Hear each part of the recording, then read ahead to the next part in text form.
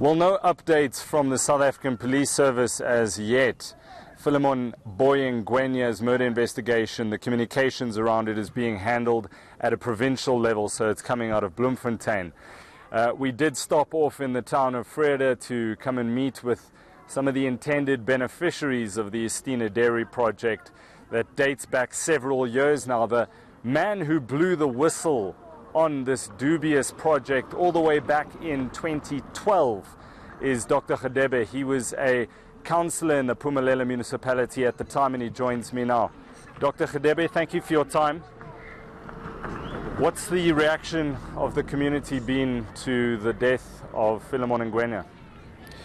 Well, people are very much devastated. We are saddened by the death of Philemon Ngwenya as one of the beneficiaries to that dairy. As that dairy hasn't yet come to a conclusion, it's still under investigation. So all in a sudden we got this, he was brutally murdered on Thursday last week. Now, the circumstances surrounding Baba Ngwenya's death seems a bit strange. We know the police are saying that they are investigating a case of murder here. What do you know? What are people saying? Well, anything is possible. You don't take anything for granted. I think the police, they are working on the case now.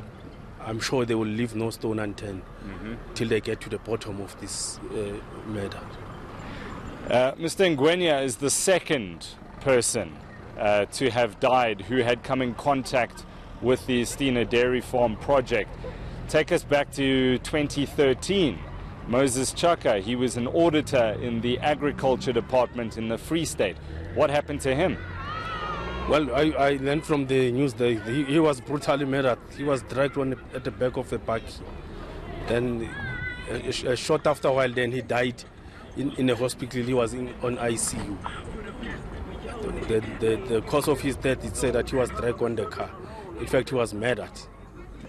Does it worry you? I mean, you're the whistleblower behind this case. Have there been any attempts on your life in the past? Well, there are so many attempts. Although others happen just a little bit far away from you, but you can see that there are bad intention. But I'm extra careful on this matter. Are the intended beneficiaries of this project, are they nervous at the moment? Are they extra cautious at the moment? They are also nervous. We are going to meet with them now just after 5. We and see what we can do. But most of whom I spoke to, they are so nervous. They are scared even so. Dr. Vrede, thank you very much. Thank you, Ben.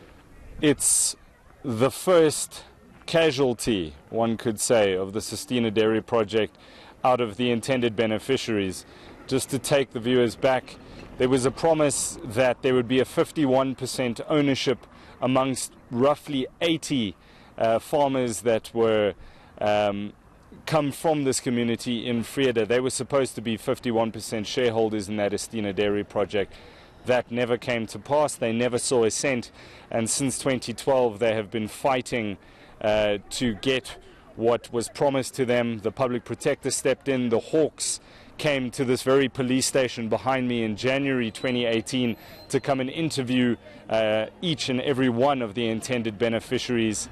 And the last time I spoke to the public protector, I was told that there would be a public gathering convened in November next month, where each of the intended beneficiaries would be able to spell out the prejudice that they have suffered as a result of the corruption associated with that Estina dairy farm.